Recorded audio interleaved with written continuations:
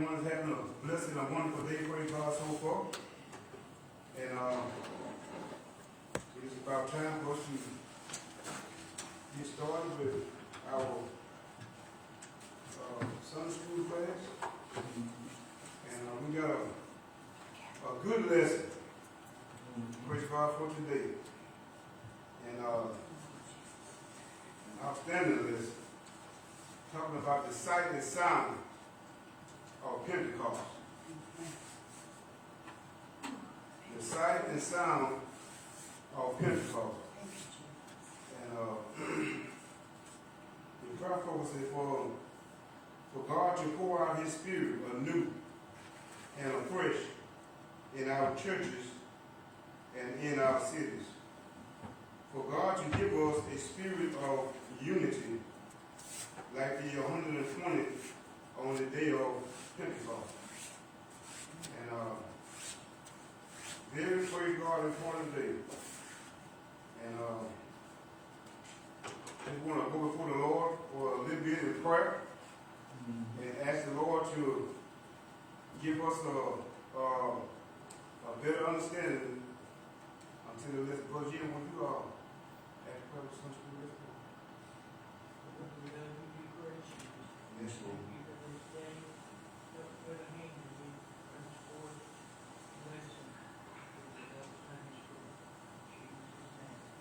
Amen. Amen. Pentecost Sunday. And the focus verse, Acts chapter 2, 1 through 4. Excuse me. It said, and when the day of Pentecost was fully come, they were all in one accord in one place. And suddenly there came a sound from heaven, as of a rushing mighty wind, and it filled all the house where they were sitting. And there appeared unto them cloven tongues like as of fire, and it sat upon each of them. And they were all filled with the Holy Ghost, and began to speak with other tongues, as the Spirit gave them utterance. So the lesson take comes from Acts chapter 2, 1 through verse 11. And we read this verse 4. So, and it goes on to talk about everyone that was dwelling at Jerusalem on that day and everything. And verse 12 said that, and they were all amazed and was in doubt, saying one to another, what meaneth this? Other markers said, these men are full of new wine. But Peter, standing up with the 11, lifted up his voice and said unto them, ye men of Judea, and all that dwell at Jerusalem, be this known unto you, and hearken to my voice.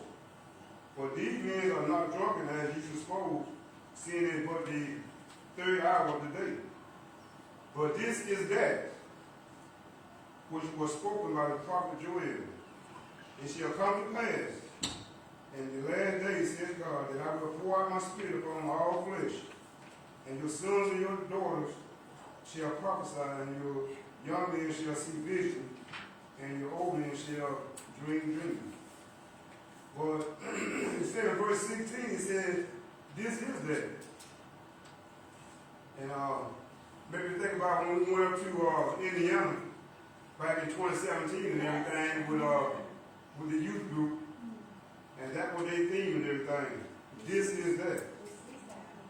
And this is that.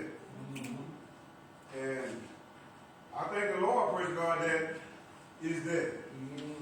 The Holy Ghost. That's right. You know, it's still being poured out, praise God, today.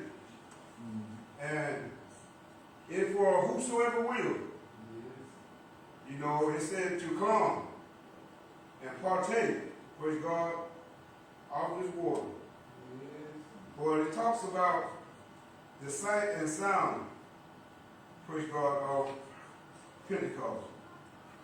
And we know that once someone receives, praise God, the baptism, praise God, of the Holy Ghost, that they will speak, praise God, in a heavenly language.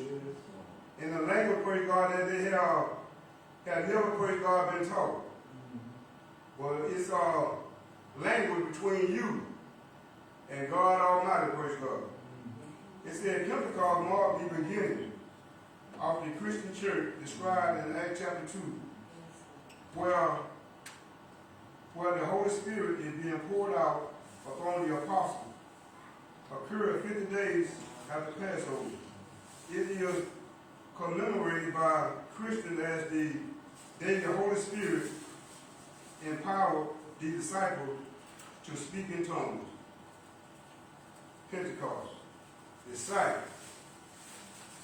and sound of Pentecost. It's the truth about God. God offers salvation to all who obey. Truth for my life. I will obey God's plan of salvation. So we know that the plan of salvation, praise God, is for everyone. Yeah. You know, if you want it, then you can, praise God, receive it. Yes. Because the Bible says that it's not in real that in it. Praise God, should perish, but that should all should come, praise God, to repentance. And we know that when it comes down to salvation, the first part is, we have to repent. And ask the Lord, praise God, for forgiveness of them sin that we had committed. Because the Bible said that when we were born, praise God, into a world, praise God, of sin. So we know that the Lord had to come and make a way out. Praise God, because the Bible said that He came to save, praise God, His people, praise God, from, praise God, their sin. And we know that that's the only way that we could receive, praise God, forgiveness, praise God, of our sin. That's why we have to have the name of Jesus, called over us at baptism. And because Jesus is the only one that, praise God, can forgive, praise God, sin. Because we know that the Bible said that no sin, praise God, will, praise God, enter them. So the Lord, praise God, always had a plan. And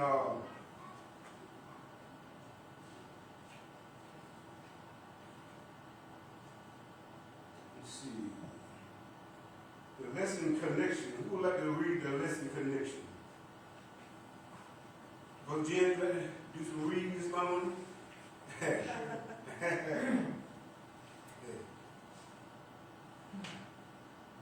a chapel service at Fuller Theological Seminary in Pasadena, California, Yes. historian and theologian Lucio Gonzalez preached a sermon titled "The Disempowering Spirit." In his message, accessible via full podcast, Gonzalez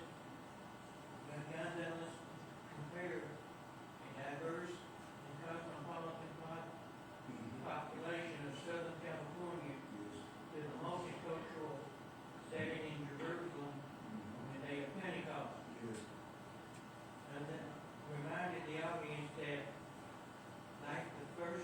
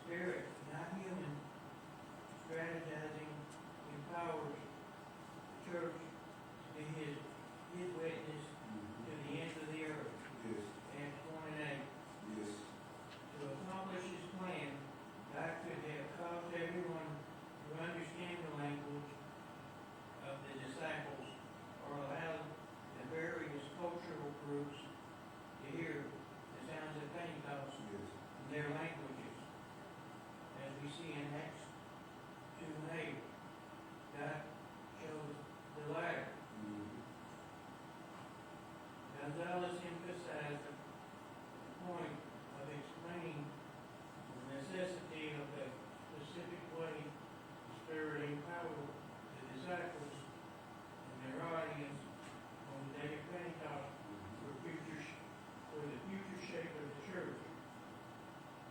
If God had chosen the first option, then the language of the disciples would have become the proper or normative language of the gospel.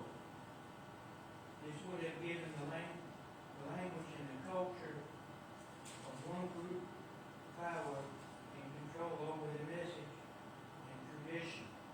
By choosing the second option, God showed us that all languages and cultures are capable of hearing and sharing the truth equally. As Gonzalez put it, Pentecost was God's rejection and final no of any such effort to make one language or culture dominant over another. In His church, community, not human power, is the mark of God's church. Christians should not be surprised. Yes. The epistle to the Philippians shows us how Jesus voluntarily humbled himself Yes, to he did. become our Savior. Paul wrote, who being in the form of God, thought it not robbery to be equal with God, but made himself of no reputation, and took upon him the form of a servant, Yes. and was made in the likeness of man. Yes, he did. Pentecost is a promise to the whole human race, which compromises a diversity of languages, customs, colors, and sounds. It disempowers those who might wish to control God's kingdom, and it empowers the faithful to live as witnesses of what God is doing in the world. All right. Amen. Well, it said that our effort is useless without the power of the Holy Ghost, of the Holy Spirit. You know, we have to have, praise God, the Lord, because we know that the Scripture teaches us that without the Lord, you know, we can do nothing, praise God, without the Lord. Yes, sir. So we have to have the Lord, praise God, in everything, praise God, that we do. You know, and how the Scripture tells us to, you know, to put on Christ, and how we become a new creature, praise God, in Christ. And it talks about how the old things will pass away, and behold, all things, praise God, become, praise God, new. And because I know that, you know, everyone in here, you know, we all come from different backgrounds, praise God, of life. Right. And I didn't grow up, you know, in one of this Pentecostal church. And but I thank the Lord, praise God, that He showed me, praise God, full truth. And He showed me, praise God, who He is. Because a lot of people say that they have Christ. But you know, we have to have Him, praise God, more than just worry. We have to have the Lord, praise God, living, praise God, within us. Because, you know, He gave us power to, praise God, to overcome the things, praise God, of this world. Yes, Lord. And we know that in Acts 1:8, it talks about how we receive power after that the Holy Ghost is come upon us. And we are to be witnesses of Him. You know, we need to be witnesses of Him, praise God, each and every day. You know, each time when we come upon someone and we get that opportunity, we should always try to be, praise God, that witness. Yes. To try to pour the, praise God, out of the fire. Mm-hmm. And but we serve a great big, praise God, wonderful God. Yes, Lord. And He is always, praise God, there for us. And but we're talking about the sight and sound of Pentecost. And well, I know over there in the book of Acts, well, John's disciples, Yeah. you know how they had to get rebaptized because they said that they had not much as heard whether there been the Holy Ghost. But thank God, praise God, for the Holy Ghost. Yes. And thank God that He, praise God, made a way out, praise God, for us. And that we won't have to go to, praise God, a devil's, praise God, hell. That's right. And because the Lord, you know, He don't, like I said, you know, it's not His will that any, praise God, should perish. You know, He don't want to send nobody, praise God, to hell. But, you know, when we don't obey, praise God, His word, Yes, Lord. then, you know, that's where we'll sin ourselves there. You know, if we don't, praise God, obey, praise God, His word. Because His word, praise God, is what keeps us. You know, when we go before Him and call, praise God, on His name, He said that, praise God, that He will always, praise God, be there, praise God, for us. It said the sight and sound of Pentecost. It said Jerusalem is at the center of Luke 2-volume magnum opus. The Gospel of Luke moved toward the holy city and end with Jesus' crucifixion, resurrection, and post-resurrection commission. So the book of Acts began in the same place with Jesus' post-resurrection message, ascension, and Pentecost through Acts 2:1 through verse 4. It recounts the outpouring of the Spirit and fulfillment of Joel prophecy, Joel 2:28 and 32. It says in Acts chapter 1, empowering the individual to speak as act in accordance with God's plan.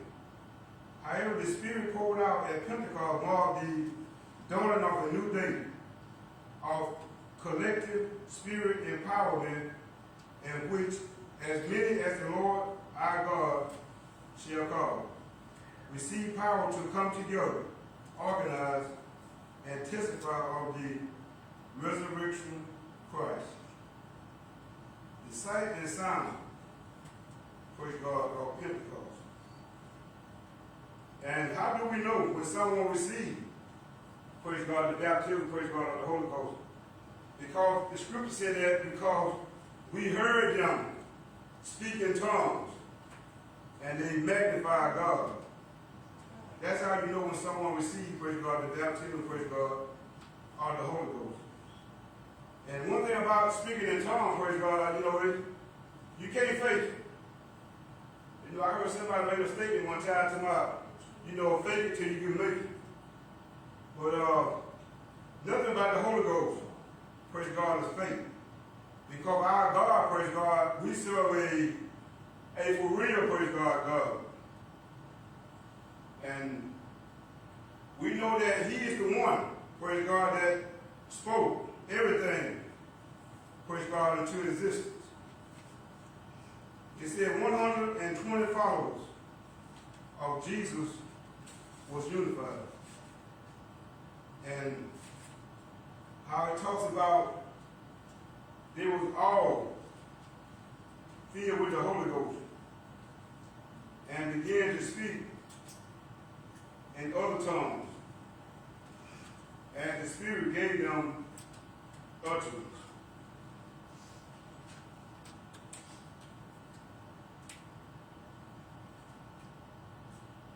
Said it was all filled with the Holy Ghost. And one thing good about this, you know, over in verse number 14, it talks about how these all continue with one accord in prayer and supplication with the women and Mary, the mother of Jesus, and with his brothers. So we know that even the mother of Jesus was a part of this 120 that was in the upper room. And it talks about how they was all with one accord. And they was in one mind.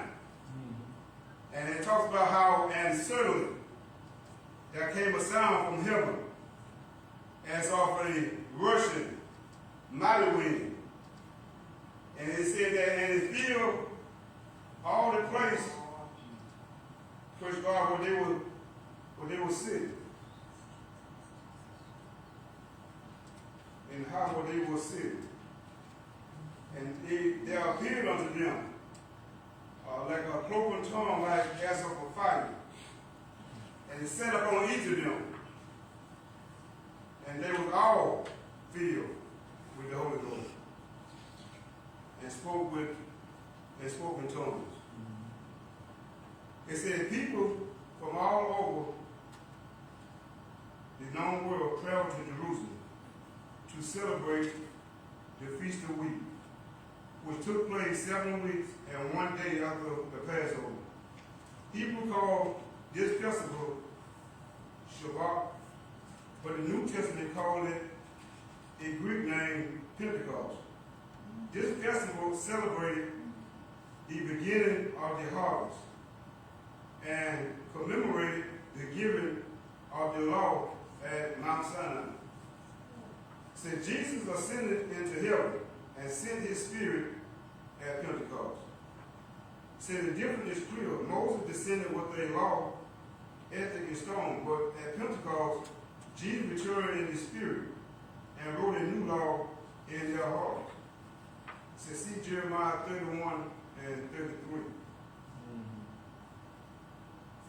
It said approximately 120 of Jesus' followers gathered with one accord in one place, Acts 2 and verse 1. Many of them had made the long trip with Jesus to Jerusalem and witnessed his death, resurrection, and ascension. Living through these events together likely unified them in a special way. The festival they were celebrating reminded them that God called them a peculiar treasure. And the Bible said that we are a peculiar, praise God, people. You know, we are a special people, praise God, unto the Lord. And it said that a kingdom of priests and a holy nation, Exodus 19:5 and 6. The atmosphere was one-off celebration, thanksgiving, and unity. The perfect recipes for revival. I have a question. I was, after reading that part, it has a question over here, which is really good. It says, what are some life events we as Christians live through together that bring us closer to one another and to God? Yes. So I was just wondering if anybody has any comment on that. That's a pretty good question. Because how can we come together, or what brings us as a church together, as brothers and sisters? You know, that is a good question and everything. And I think about like when we have like leadership meeting, like the last one that we had, you know, it was a good meeting and everything where we could, you know, come together and fellowship. And like you said, you know, and bring us closer. And then too, you know, like maybe like on our Feel Sunday dinner, you know, and that's another event that I could, you know, think of that we have that you know, bring us closer together.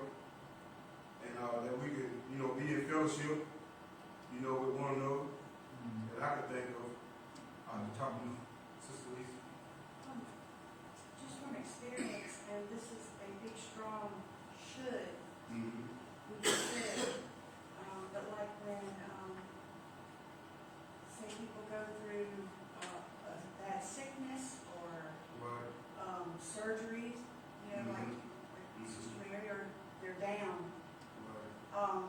The stronger people in the body, when they see that a brother or sister is, sick or down Right. and need help, Right.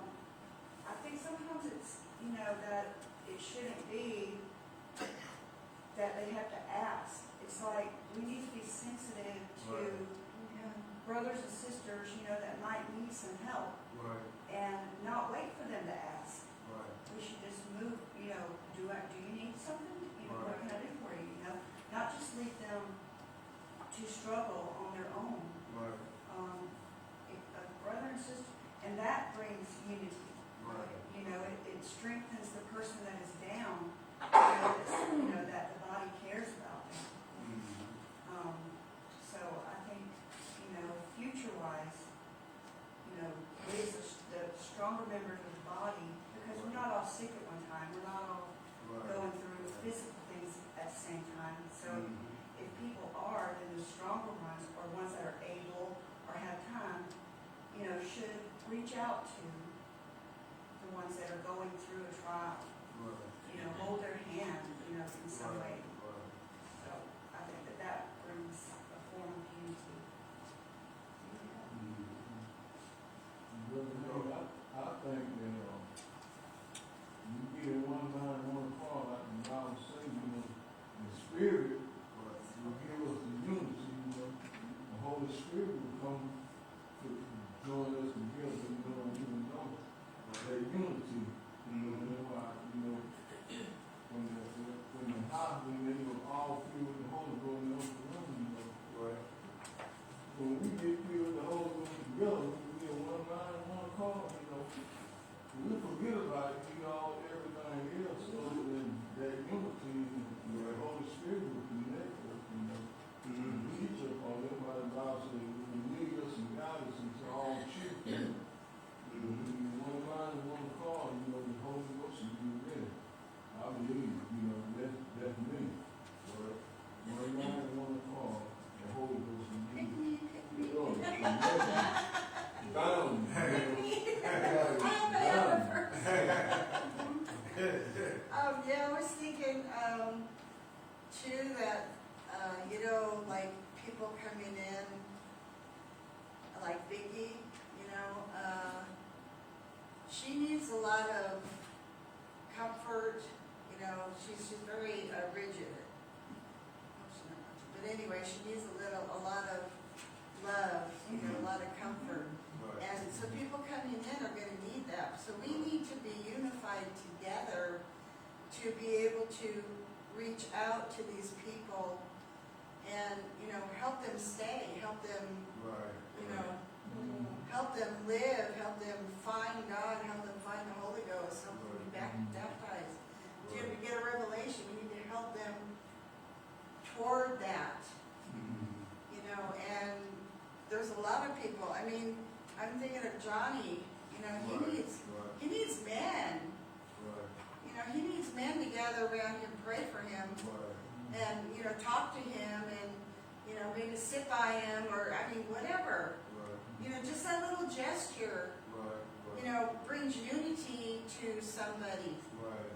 Right. to them as well as the whole body. To be unified and help these people that are coming in, who need love. I'm just sitting here thinking, like, the main thing is that if we all come in here, or even at home, but if we come in here together and our mind is simply focused on God and the move of God and lifting Him up and seeking God above all else, everyone. Everybody talk about Worship. one mind, one accord. Yes, Everybody like seeking the seeking Lord. God, praising God, forgetting what's over here and out that door and all that, and just come in with a main focus of seeking God and lifting Him up. And then I think there'll be a move of God, like He said, which will, sweep all of us. Because at some point there has to be a life-changing flow of the Holy Ghost. Where it comes in and it does the work and it's done. And it can happen even when you're not really expecting it, because I had some pretty strong issues, and I still have some, but I had a couple of strong issues. And I had a meeting, but it gave them specific things to pray against in my life. And I can tell you, and I prayed about it, I can tell you that it just felt like I didn't have that problem anymore. That negative mindset that I had. I'm able, I don't know what it was, I guess it was the one accord in prayer, but I wasn't even in church. I noticed it at home, hey, my mind's not thinking all that stuff. But yeah, unity and prayer and one, just focused on God. And He can do it you ain't even expecting it. It's just life changing. That's what we need. Yeah, to be unified too, we gotta leave all our stuff out the door before we come in. Because we all have stuff, we all have dislikes, we all have blah, blah, blah. But we need to try to leave it at the door and come in and, try to love each other, and love our family, love our, acquaintances, love just come in and just leave all of our stuff at the door. Because if we don't, and I'm speaking to myself, if we don't do that, how are we going to be unified in the Spirit? How is God going to move? Will we have grudges or, dislikes against people, or, don't want to be bothered with them, or, whatever? How is God going to move in that? So, there's a lot to it. A lot. And, we want God to move. We want revival. We want these people out there to come in. But... Further. All right. I'm just sitting here thinking, just love, thinking, and how long it takes. A lot of times we come in, we're supposed to come into this gate with praise and thanksgiving. We need to leave and not feeling good now. I wish I don't feel like being here tonight. I want to go home and go to bed, but I don't feel good. We need to leave that stuff outside and enter with praise and worship. Then we'll see results. Amen. We'll get what we need from God, and maybe help somebody else in the congregation get what they want or what they need. We need to start entering without the Holy Ghost, or complaining about the weather. All right, Rosie, you can get that deal. Arthur says no. You got a lot of that, like the Bible said, we need teaching, we need, when we come into it, we need teaching, it's long over teaching, we got to preach and teach, all I'm saying, we got to do it all, A lot of people come into the truth, they need somebody to help them, Like they just come in, like Sister Long was saying, somebody for men and women too, to help them. We all need to get up and, go show love. Shake hands, sit by them, ask them how they're doing, pray for them in the altar. Men with men, women with women. I speak to myself too. We all need to get up and do it. We need each other,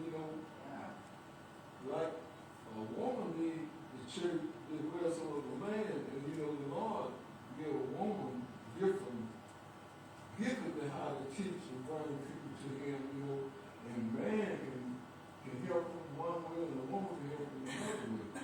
You know, and all of that, it take all of that. It take all of us to work together. And the Lord sent us to lead us to all these people, and each one of us got a different way of teaching and bringing them to the Lord, you know, like, and we can help, we all can help and do our part, you know. Yeah. Yeah. And the Lord will give us the tools to work with, you know, like, we'll know it, you know. Come across people, you know, people that come to the church. And like Sister Law and Sister Lisa was saying, Right. you know, we all, they can help people. We know the people that we can bring to the Lord better than the other person. We know people that we can, the Lord will lead us and give us the insight that you can help them or help her better than he can or she can, you know. And we all just like, we all need each other, right? I just feel like that we all need each other. We bring people onto the Lord, you know, or they need teaching when they come. We need each other to keep them together.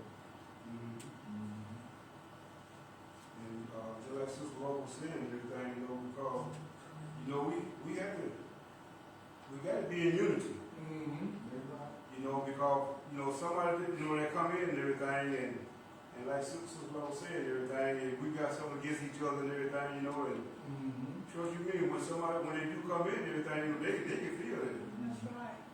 You know, and I know, you know, myself and everything, I know I could use some improvement and everything, you know, and it talks about over in Ephesians chapter 4 and verse 11, and it talks about how he had gave, you know, some apostles and some prophets and some evangelists and some pastors and teachers. It said for the perfecting of the saints, for the work of the ministry, for the edifying of the God of Christ, till we all come into the unity of the faith and the knowledge of the Son of God until a perfect man, until the measure of the statute of the fullness of Christ. But we gonna have to be, praise God, you know, in unity. You know, if we plan on, you know, going out and winning the city, you know, winning the people that is in the city, we're gonna have to be in unity. And we gonna have to be like it was on the day of Pentecost. How they was in one mind and they was on one accord. And like Sister Lisa was saying, because from some time or another and everything, you know, we all get weak. You know, we get weary. You know, from time to time. You know, I could think about when I went through this spell of sickness back here and everything, you know, and I thank the church, you know, for praying for me. Because we have to pray for one another. And hold each other up, praise God, in prayer, because we know that prayer do, praise God, changes things. You know, I know a lot of times we might pray about our situation and everything, you know, and the Lord might not move when we expect for him to move and everything, but don't mean that he's not going to answer our prayers and everything. You know, a lot of times he wants us to wait. And he might want to see what, you know, what may be in our heart. Or how we want to deal with a certain situation. You know, are we going to continue to trust in him, or we just going to put him aside, or whatever? But we have to be, you know, in unity, because, you know, I want to see people, you know, come in and get what they need, praise God, for God. You know, and receive this precious Holy Ghost. Because, you know, it's a promise. And the promise is, you know, it's still going on today. And he said, whosoever will, let him come.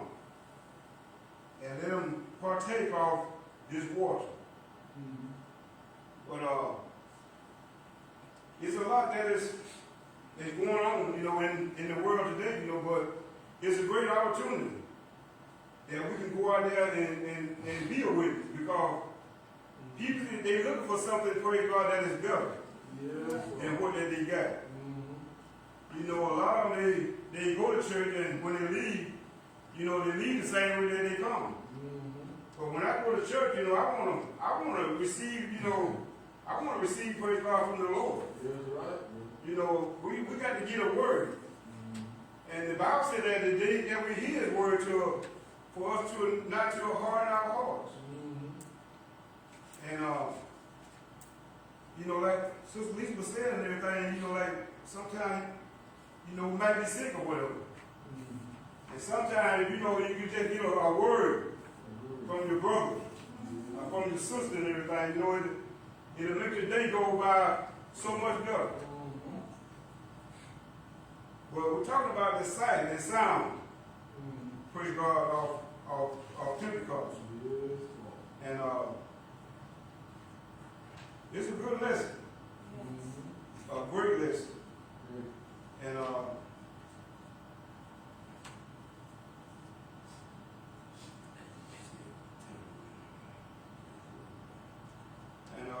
it goes on to talk about how everyone was spirit-filled and spoke in tongues. I will live spirit-filled. And talks about the sermon at Pentecost. Peter preached to the crowd, to the gospel. He preached the gospel to the crowd.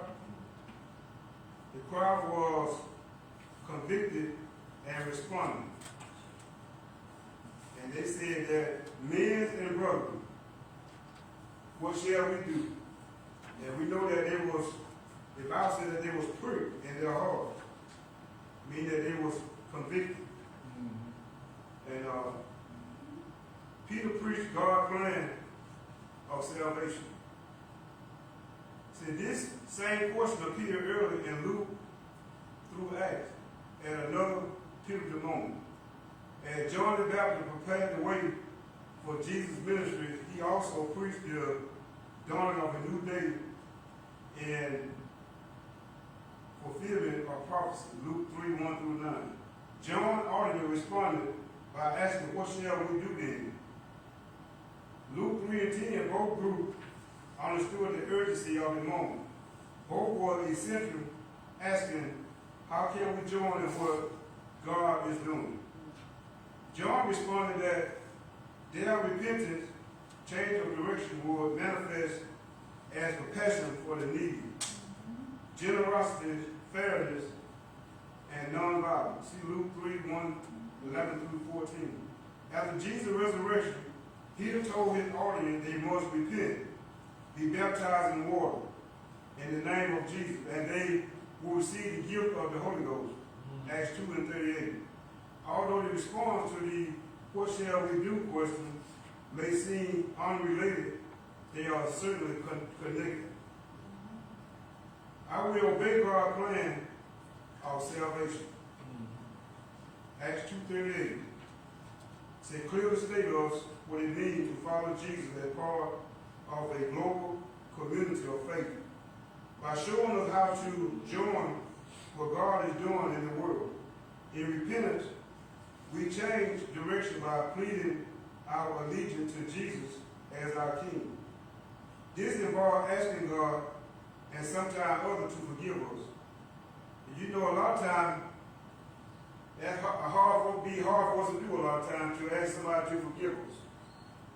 But we need to be quick to ask someone to, praise God, to forgive us. Because we know that it says in the scripture, it said that if we don't forgive men, praise God, their trespasses, it said that, and neither will your heavenly Father forgive you of your trespasses. That's right. So we need to forgive. And again, I'm going to skip on over to internalizing the message. And it said that was once a great civilization that united a single vision. The people wanted to make a name for themselves by reaching God on their own terms.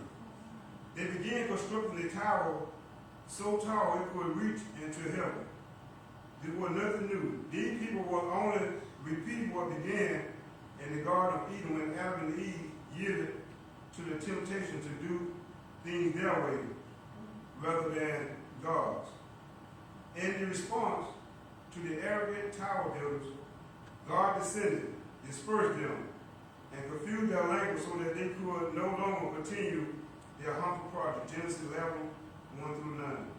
So several millennia later, God descended upon another group united around a single vision. But this group was not bent on making a name for itself by trying to reach God on its own terms. These people waited for God to reach them. The place of God's first visitation became known as Babel, because the Lord did confound their language on all the earth, and from thence did the Lord scatter them abroad upon the face of all the earth. Genesis 11 and verse 9. At Babel, God scattered the nation and confused their languages. But at Pentecost, God gathered the nation together and empowered them through language. In his book, Pastoral Theology in an Intellectual World, the Hunnian theologian Emmanuel Larchey suggested that despite judgment on one hand and blessing on the other, Babel and Pentecost both affirm God's divine love for cultural diversity. A recent study out of Wheaton College report that over 1/4 of Christians speak in tongues. In 1970, there were approximately 63 million Pentecostals in the world. Current trend indicate Pentecostal to now numbers around 800 million. Other studies show that the largest center of Pentecost revival are in Africa, Asia, Latin America. One of the defining characteristics of Pentecostalism is its ability to contextualize, meaning the Pentecostal experience make itself at home in local cultural expression.